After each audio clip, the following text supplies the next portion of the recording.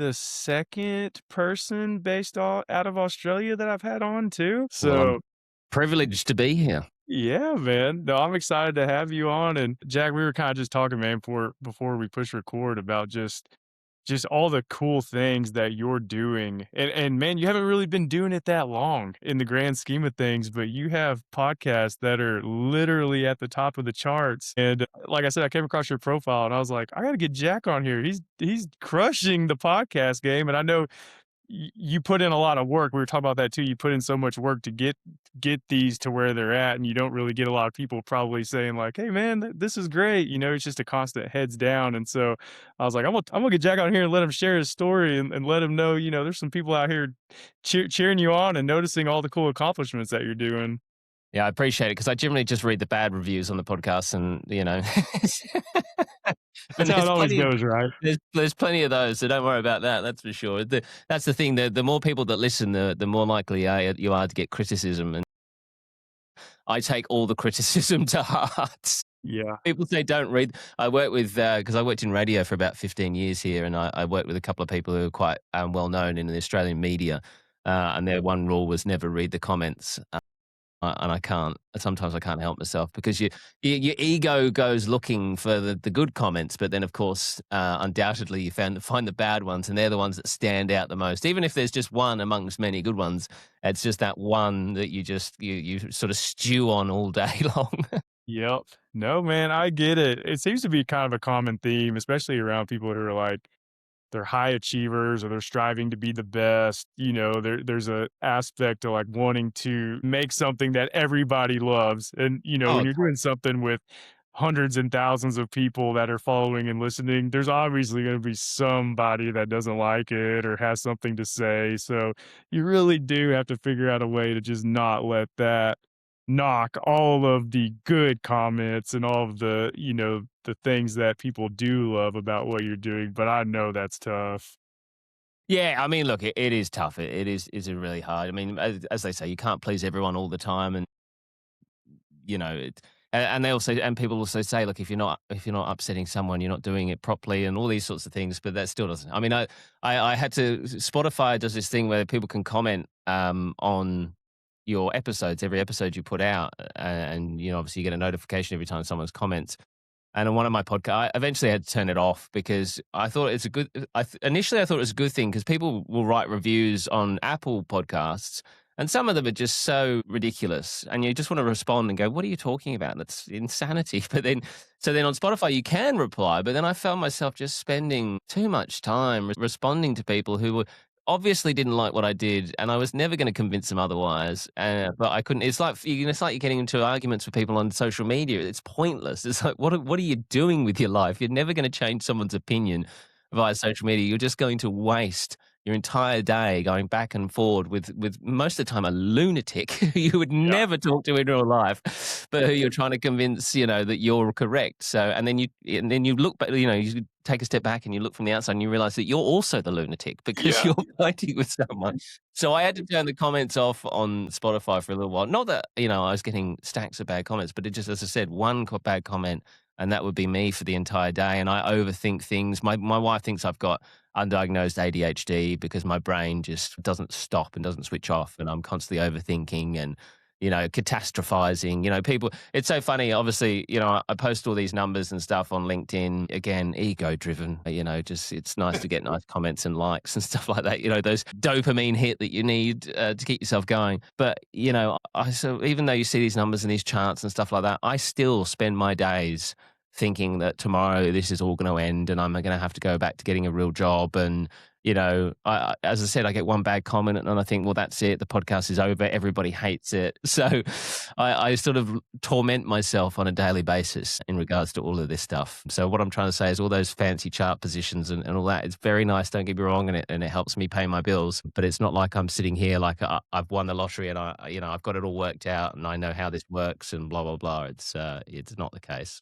Yeah. No, and in a way, I think that's a healthy mindset to have because if you're near the top or at the top, well, obviously there's others coming for that spot. It's hard to hang on to that location with your work, and so yeah, you do have to continue to work. You know, you can't make it and then stop. It's okay. What's next? you're young, you got a lot to do. Uh, you can only be satisfied for so long. I'm sure you find a lot of passion in the actual work, in the conversations, and putting everything together, um, which is a good thing, man. That's actually a good thing. That means you'll hopefully be doing this for a long time and be very successful with it. Uh, and all that to say, man, I want to dive in because I've been seeing your post, man. What I Survived is what's really popping right now. Hundreds of Mm. thousands of downloads, and you've got season 2 coming. But I want Jack, I'd love for you just kind of start. 'Cause I want you to talk about all the podcasts you've been a part of and creating. Obviously, this one is one that you're very proud of right now because of the attention it's getting. But you mentioned, you spent a lot of time in radio, and then I would love for you to talk about your transition over to podcasts. What did that look like? How did you get started? And really just what that process has looked like to get to where you're at now, which is at the top of the charts. I'll try and condense it because it's a fairly long story. But I mean, I spent, as I said, I spent 15 years working in the Australian radio industry. That kind of happened by accident. Getting into that, I was 18 and I was working as a realtor, a real estate agent, selling homes, and I hated that job. I sort of bounced. I never had a clear direction. When I left school, I was never one of these people who knew exactly what I wanted to do. Like my brother, from the age he could talk, he always wanted to be a cop. He wanted to be a police officer. That was it. That's all he wanted to do, and he ended up doing that.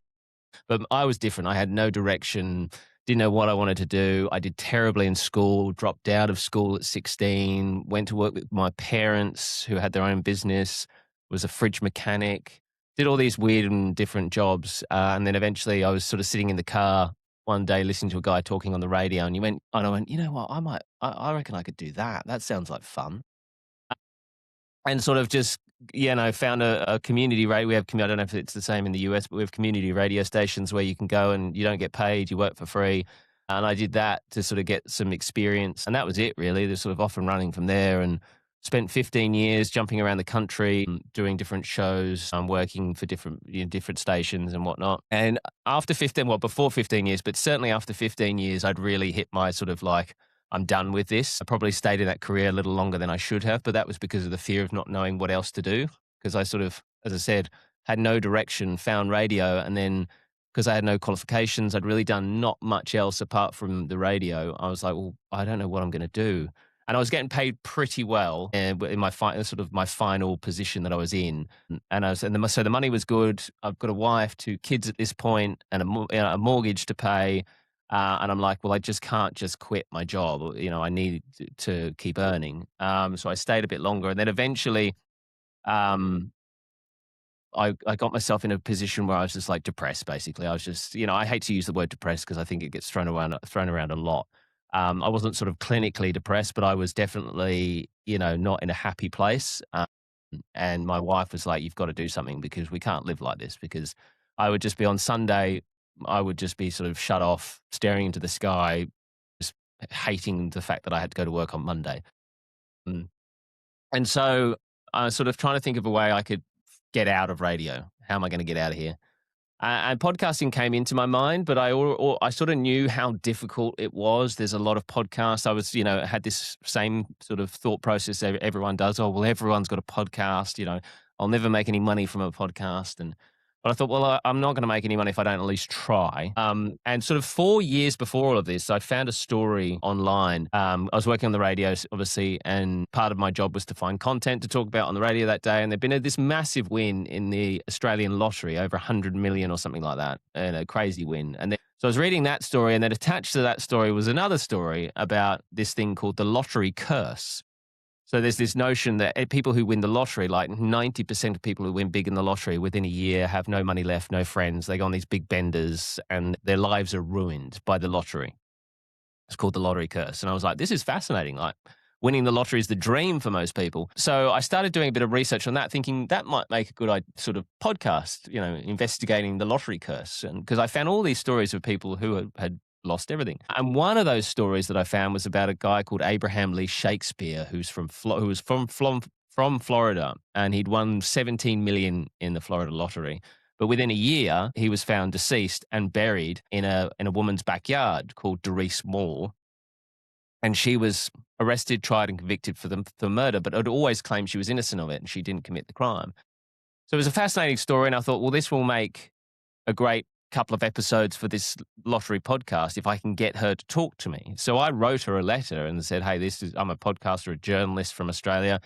Would you tell me a story?" And she wrote back and said, "Yep, I'd love to." But then 4 years passed. I did nothing with it for 4 years. I sort of put together this lottery or an episode of this lottery podcast, but at the end of the day, it sounded more like an ad for the lottery than it did like interesting. I hadn't spoken to her yet. She was sort of still in the background. I just started making this lottery podcast, and it was a pain in the backside because I was no one obviously people who win a lot of money then lose it all and become derelict and that. Funnily enough, don't want to brag about it on a podcast. Yeah. So no one would talk to me, and then I sort of thought, well, you know what? Let me just talk to this lady who was in prison. Still a fascinating story. I might be able to make something of that.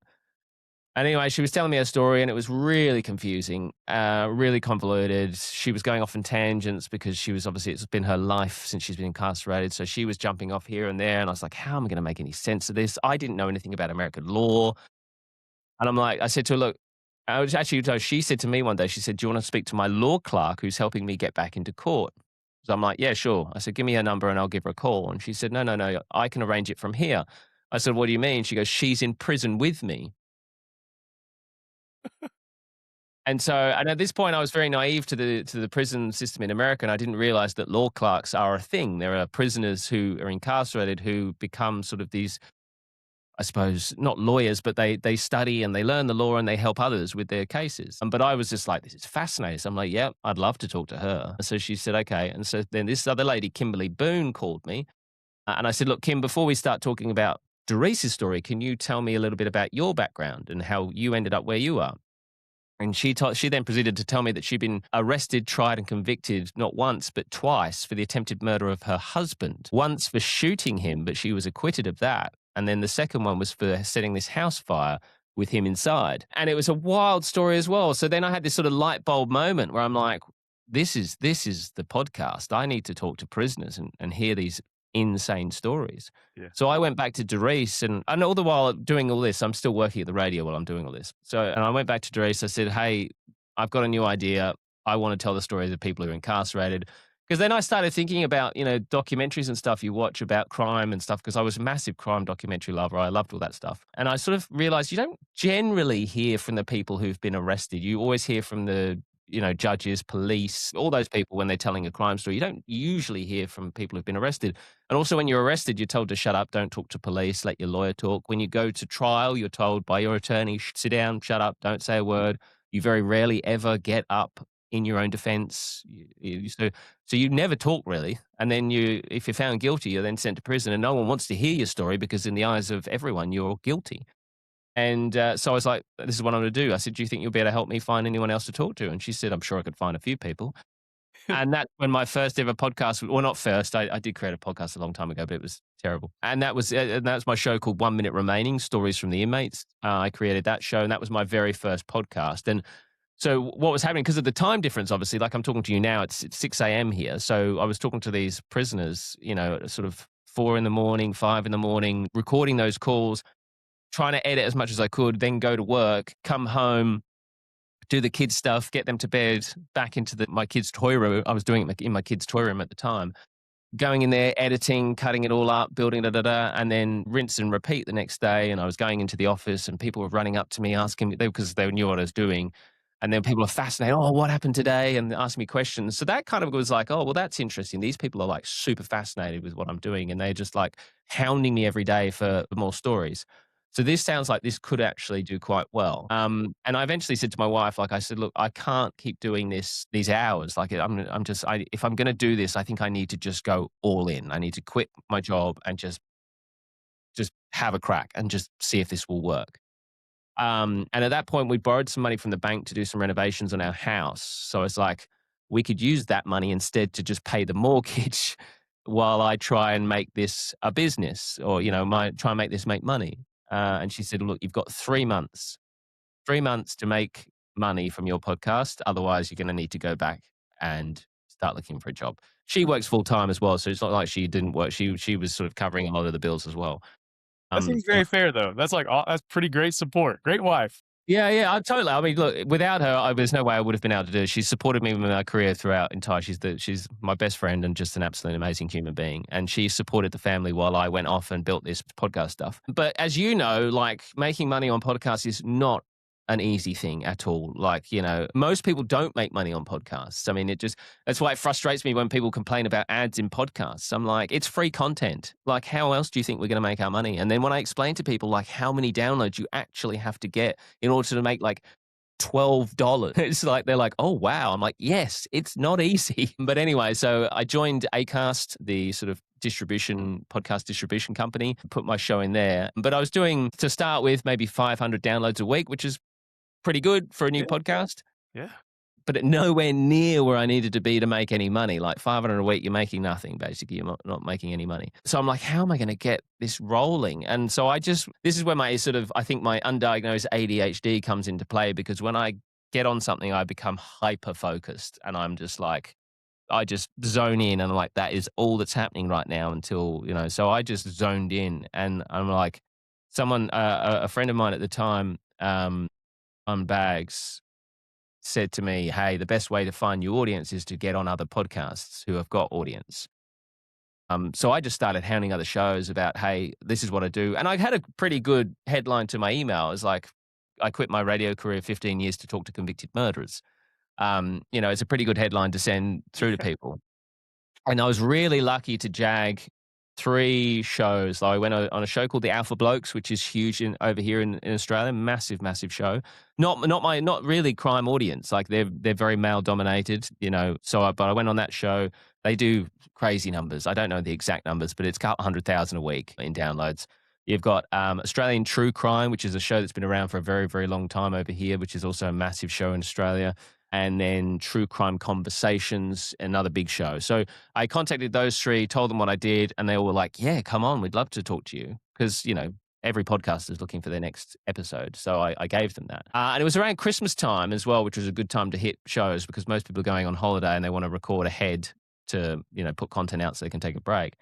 Anyway, they had me on. I was going overseas that year. My father-in-law lives in Bali, so we went to Bali to see him. I took all my recording equipment with me, which I've done in the last 4 years. My wife kind of regrets, this whole thing because I spend my holidays now just talking to prisoners, but just in different sunny locations. And but these interviews with these shows kind of dropped almost every one after the other, and I went from that 500 downloads a week to 100,000 downloads a week, like almost overnight. Like you can see it on the graph. It sort of just suddenly shoots up. And that was it. The ball was rolling then, and off and away we went. And since then I've launched. So I think because I was like, 1 minute remaining is great, but I'm not going to be able to. There's longevity wise, I need more than 1 minute remaining. And then I came up with a show called Crime at Bedtime, which is just basically me reading crime stories to people as they fall asleep at night. And that was born because someone said, "I listen to your 1 minute remaining as I'm going to sleep at night. It puts me to sleep."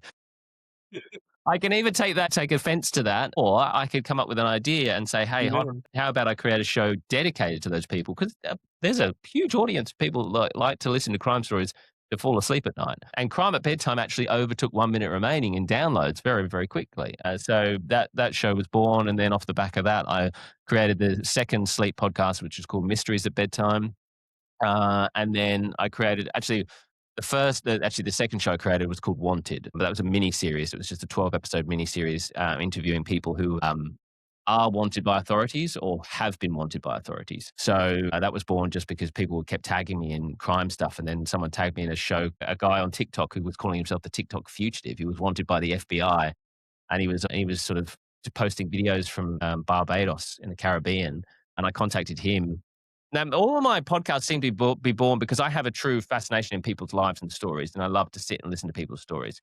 And I'll hear a really cool story, and I'll be like, "I want to interview you."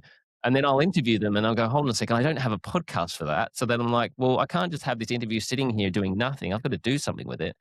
So then I build another show. Like that's how What I Survived was created. That's how that was created because I watched the guy's story about being shipwrecked for 3 months in the middle of the ocean, in the Pacific Ocean, with his family in the 1970s after 3 killer whales struck their boat and it sank.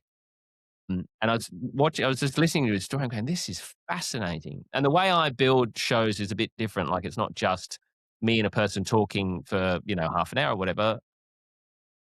I sort of build, and it sounds a bit wanky, but I call them audio documentaries. So I put in music, sound effects where they're needed, narration, and interview, and sort of build this whole sort of.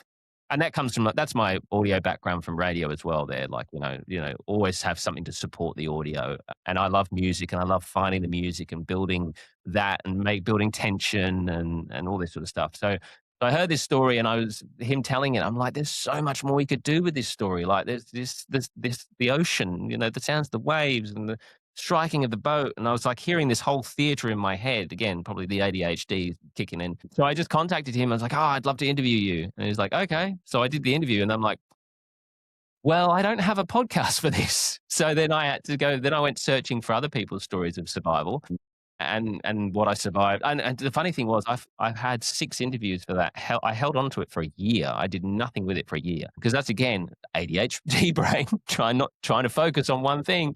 So I had all these interviews and no show. And I went back to my other shows because I'm like, well, I've got to keep these going. Yeah. And I'm like, well, I don't have time to build these. I'd love to do something with them, but I don't have the time. And then last Christmas, I got really ahead with 1 minute remaining. Like I was 2 months ahead. Prime of bedtime, I got really ahead because my audio guy who helps me was going on holiday, so I had to get ahead for him. So then I was super ahead, and I'm like, well, I could now build this other show I was thinking about called But I Survived. So I built that and then put that out, and yeah, luckily the team at Apple in the United States sort of found it because I didn't pitch it to them. I've pitched Apple podcasts like over the last 4 years so many times, and I've not got really diddly squat. They haven't responded to me at all. And then this one I didn't even pitch. And then all of a sudden I get an email one morning saying, hey, congratulations, your show is being featured on the US front page of Apple. Is a really nice, exciting email to wake up to. Yeah. Yeah, like What I Survived has been the most successful launch of a show that I've done in the last 4 years. I mean, it's sort of 50 days in, and we're already at 500,000 downloads. And my biggest audience is the United States. And funnily enough, I've spent my entire podcasting career to date telling mainly United States stories. Like that's how it was all born.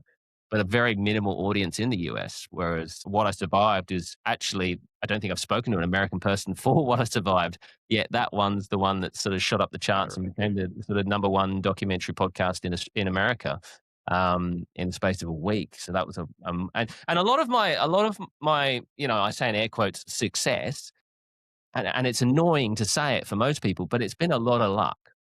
I mean, don't get me wrong. I work really hard. Like I get up every morning at 4 in the morning and I work all day long.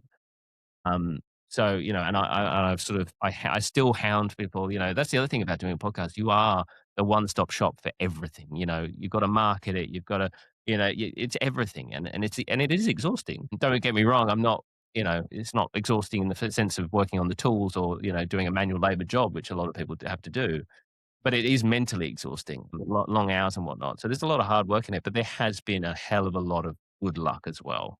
Yeah. Had Apple not promoted What I Survived, it would be doing okay, I'm sure, because I've already built a nice audience who support me now and are really great. They're fantastic. Everything I put out, they support.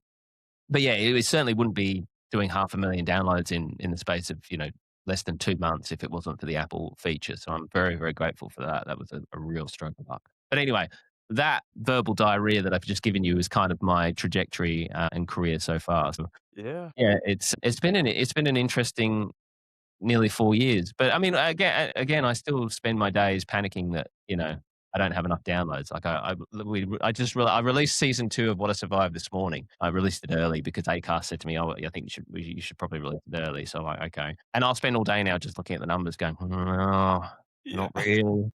Not really where they should be. And it's the thing, I set myself these targets, and then I'm very lucky to hit these targets, but then I'm like, "Okay, what's next? What's next? What's next? What's next?"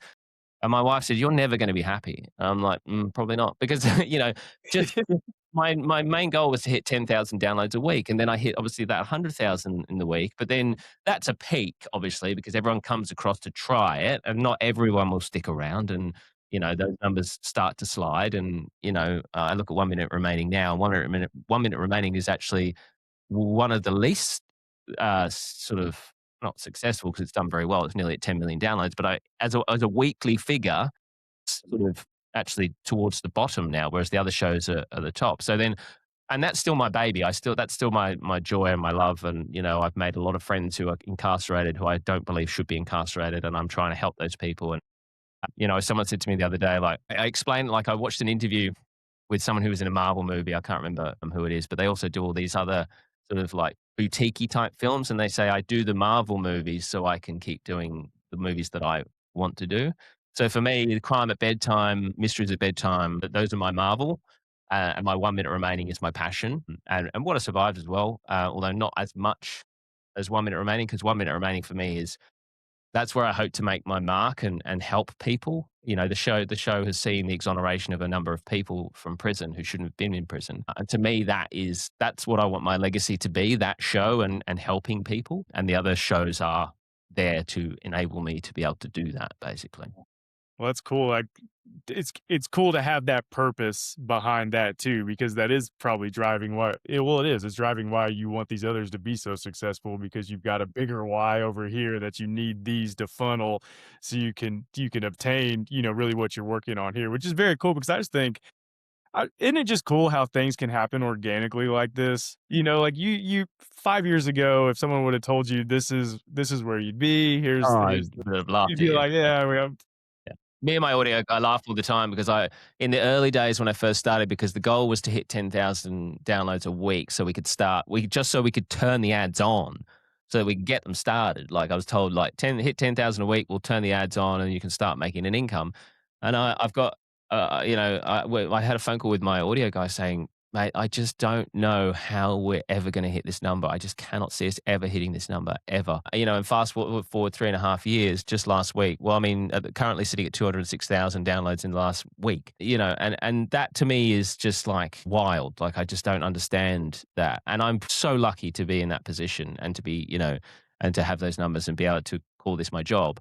But as I said, like I don't take the foot off the gas and go, okay, well I can stop now. I'm like I've got to keep that going because at the end of the day, also this is what helps me pay the bills. Like if I'm not making if that starts to drop, Yeah. then I start to panic and go, well, But that's the thing though. Now that I'm doing 200,000 in the last week, I'm like, okay, well that's great, but what's next?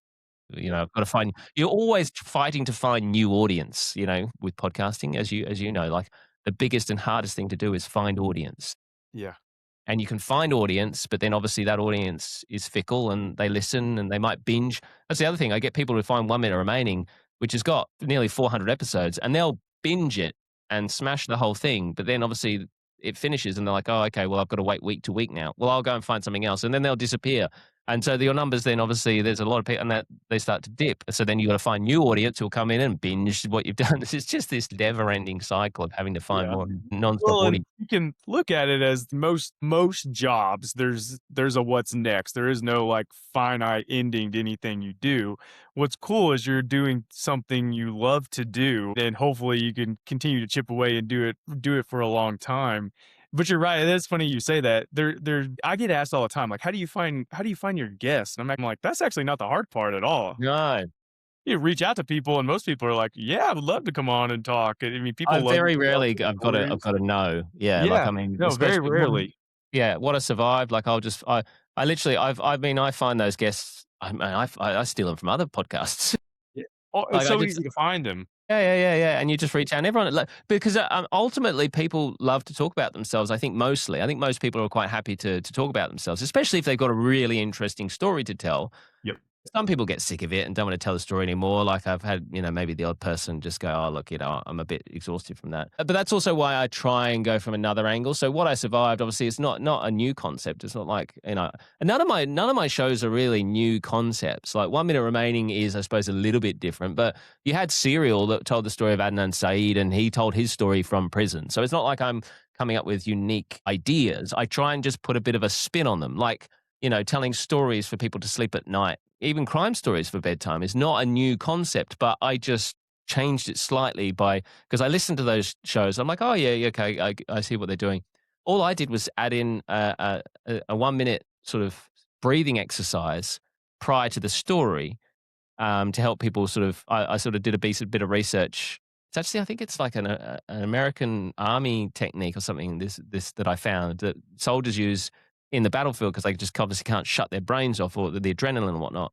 And so I found this technique, and I was like, okay, we'll do that. So I'll tell a little bit of the story to sort of hook people in. Then we'll do this breathing exercise, and then we'll jump into it. Something. And what I survived, I try and focus a little bit more on the after, like, how people come back from these stories. So we obviously still tell that story and the bit that everyone wants to hear, the exciting bit.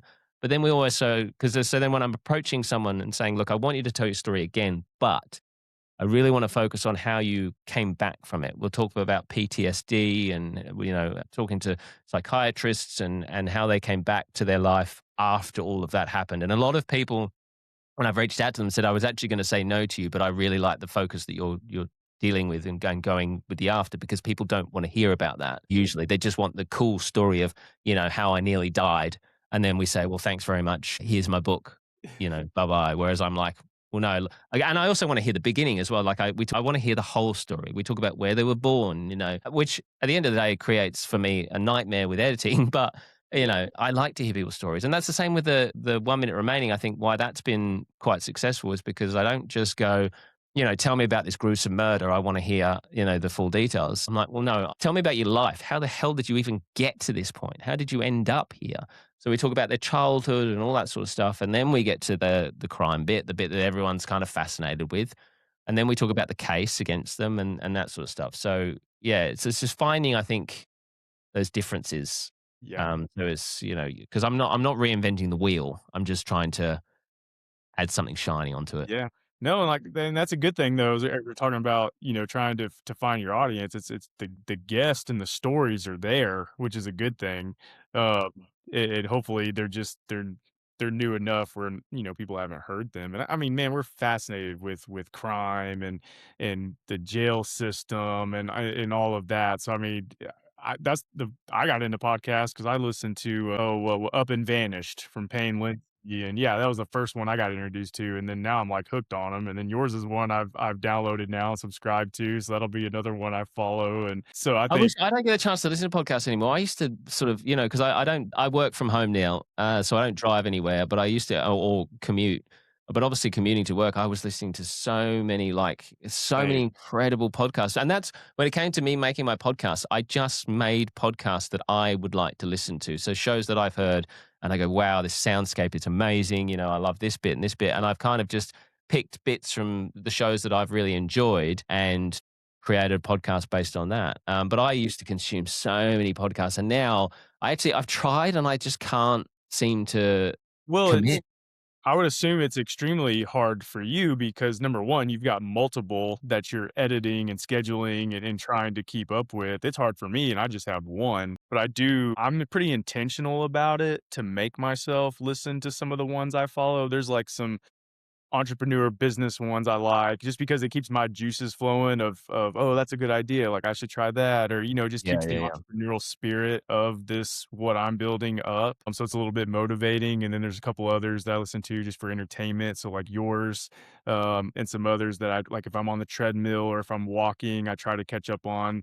But you're right, I used to listen to so many when I commuted to work, and now those kinda get pushed to when I'm on, like, a long vacation drive, or I'm like, "Yes, I get to catch up on these podcasts because I got 9 hours, and that's really when I get the chance to do it. But when you're working on your own, we talked a lot about this. People don't realize, I don't think, how long it takes to edit and put these together and structure them to where they sound and flow correctly, and then you've gotta get them all posted and then marketed, and then you're answering emails, and like you said, you're a one-stop shop, and I'm sure it's 10, 100,000x what I experienced, but I'm like you, I get up at 4:35, I work before my regular job, and then at night, I'm editing and trying to do right by everyone I have on as a guest too, because I want their episodes to come out within a good time frame.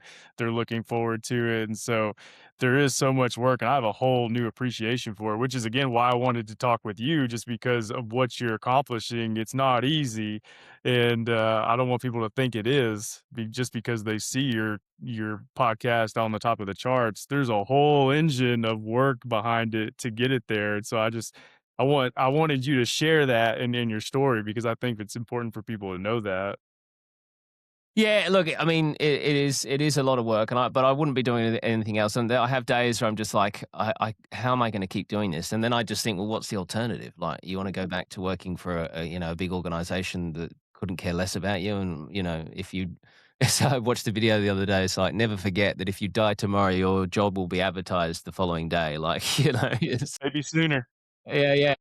And it's so true. It's just and, my old man, he owned his own businesses for basically most of it. I think all of his life, he worked for one person. He always used to say to me, You'll never truly make it, mate, until you work for yourself." And I was always like, "Yeah, whatever." I like the security of having a wage every week and know it's gonna be there. But then I got made redundant, during my career, and just like that, it was gone. And they said, "Sorry, but thanks very much for your time. See you later." And sort of that made me sort of got me thinking. It's like, wow, I'm really just expendable.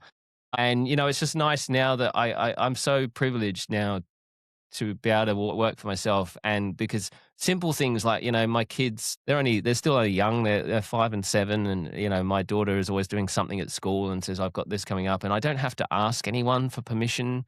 I don't have to say, "Oh, boss, can I my daughter's got this thing on," and then be made feel guilty because I'm not at work. I used to get that all the time. You sort of be sick, and I never took sick days when I worked. Like, I worked, I was just not one Or per even to go to a doctor's appointment, a Yeah, dentist. yeah, yeah, and it's Yeah, just and make feel, make you like, feel so wrong for yeah, taking off. awful. And then I'd, like, have a sick day, and I really would be sick, but then I'd be at home feeling guilty that I'm not at work because other people are having to find someone to fill in, because I worked on the radio, so if I'm not on, they need to find someone to go on the radio. And yeah, but I don't have that anymore. I don't have I still feel guilty if I'm not working, because it's then I'm like, "Oh, well, I need to get this episode out, or I need to do this interview and blah, blah, blah." But, just the fact of not having to ask for permission for me these days is a nice little thing. I like to, yeah, not feel, and then if something goes wrong as well in the radio, I used to feel like a child when you were sort of berated by someone because something went wrong on the radio, and you were looked at, you felt this big, and you're just like, and now if something goes wrong, yes, I'm annoyed, but it's whatever. It's not the end of the world. Like, my attention to detail is not great. Yeah.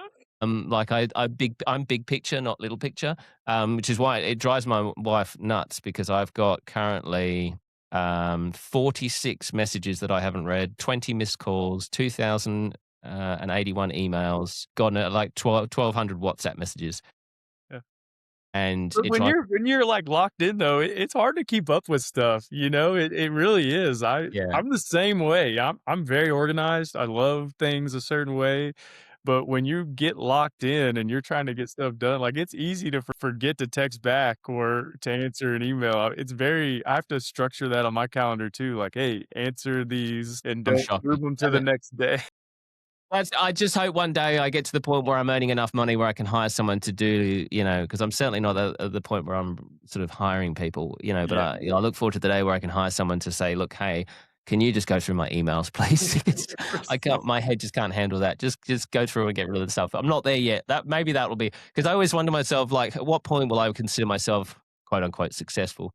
I Yeah. mean, what does success look? I was asked that once on a business podcast. What does success look like to you? And I was like, I don't know. I have no idea. And maybe that's success to me, having someone to check my emails for me. Yeah. Maybe that's what success look like. Yeah. I don't That know. would be nice. Yeah, I'm the same way. I'm like, "Man, it would be so nice if someone could help me do all this stuff that I'm not the best at." But in a Yeah. certain way too, I appreciate the learning aspect of it. Just being able to do things you never thought were possible, you never saw yourself doing, and I'm sure that you have tons of that, learning along the way and just hiccups, but it makes you such a better for your craft, podcaster and storyteller and editor and the stuff you're putting out there. If you don't know how to do it and you're just sending it to someone else, and a virtual assistant or hiring somebody, you just don't. I don't know if you'll would have the appreciation for what you're building and all of that. So I think that's just a part of the process. It's part of the journey that you get to look back on and say like, yeah, I worked really hard to do that, and look at this, look what's coming from it. It's just a really cool thing to experience and a good feeling, I think. But no, Jack, man, this has been so cool, man. I've been looking forward to just talking with you about this and better understanding your journey and your story, because seeing it from afar, obviously, like, I know what the time it's taken just from my own experiences, but to hear you talk about just the journey of radio and just your life, and then now having these podcasts that are getting hundreds and thousands of downloads, it's just, dude, for someone like me, I just love hearing those stories. And for someone to just say like, "Hey, man, I'm just I'm just doing my best and here's what's coming from it. And I think people need to know that, like, hey, just chip away every day, keep working at it. Who knows where it can lead? It can lead to unimaginable places. Just chip away at it. Yeah, like, I say to people all the time when they say like, "Oh, how do I do it?" I'm like, honestly, and again, I know this is annoying to say because everyone says it, but if I can do it, you know, anyone can do it. Like, I'm not special, you know, I'm not again reinventing the wheel. You know, it's just you put in the work.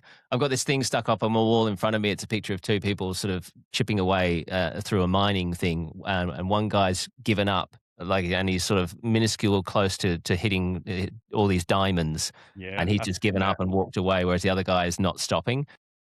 And that's a real great visual for me. It's just like the only time you fail is when you decide when you quit. And I spent my life quitting a lot of things. Like, don't get me wrong, this it's not like I'm some sort of like, you know, a success junkie. Like you ask my wife, I started so many different things and quit along the way because I'm like, uh, nah. And this one is just one where I've gone, and I gave myself that whole ultimatum of like quitting my job. And I think that was the catalyst for me. Was like making sure there was no plan B, because I think we spend our lives, you know, being told, "Hey, always have a backup plan." Like, you know, I know when I was growing up, my mom was like, "You need to learn a trade, so you've got a backup plan." You know, always have a backup plan. And if I was talking about leaving a job, mom was like, "You know, never leave a job until you've got one to go to." And you know, always this backup plan, backup plan, backup plan. And I think that can be this. Yes, that's sensible, but also I think it can be a crutch, and it can make it easier to quit things because you go, "Oh, well, it's all right. I've still got this. I'll just fall back onto this." You know, when I was working in radio, and I'm going to do a dirty name drop here, but I was interviewing Ed Sheeran, the musician. Yep. You may have heard of him. And I said to him, I was like, "What was your plan B if music didn't work out?" And he went, "There was never a plan B." He said, like, you know, there's 7, 8 billion people in the world. You know, I knew that, you know, hopefully some of them would enjoy my music. He said, somehow I was going to make money from music, whether it was just playing in bars for the rest of my life or doing what I'm doing now. But there was never a plan B. And so when I quit my job and there was no plan B, because for me, the idea of going back to radio was just not an option. Yep. Because for me, that would be failure and also embarrassing, you know, to sort of, you know, make this exit from radio and then come sort of crawling back, as it were, with my tail between my legs going, "Oh, well, it didn't work out. I'm back now." And for me, that was not an option. So I gave myself, there was no plan B. This had to work. And for it to work, I had to work my ass off.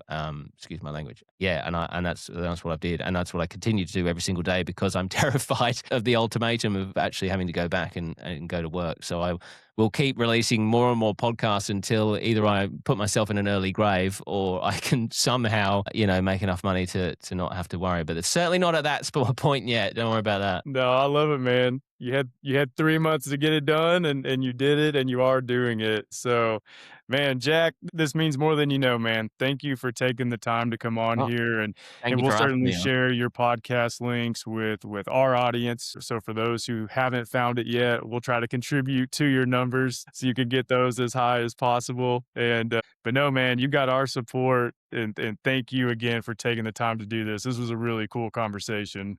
No, not at all. Honestly, thank you very much indeed for having me. It's always, you know, I've always feel very chuffed when people ask me to come in and talk. It's a privilege and a pleasure, that's for sure. Yeah, absolutely. Thanks, Jack. Legend.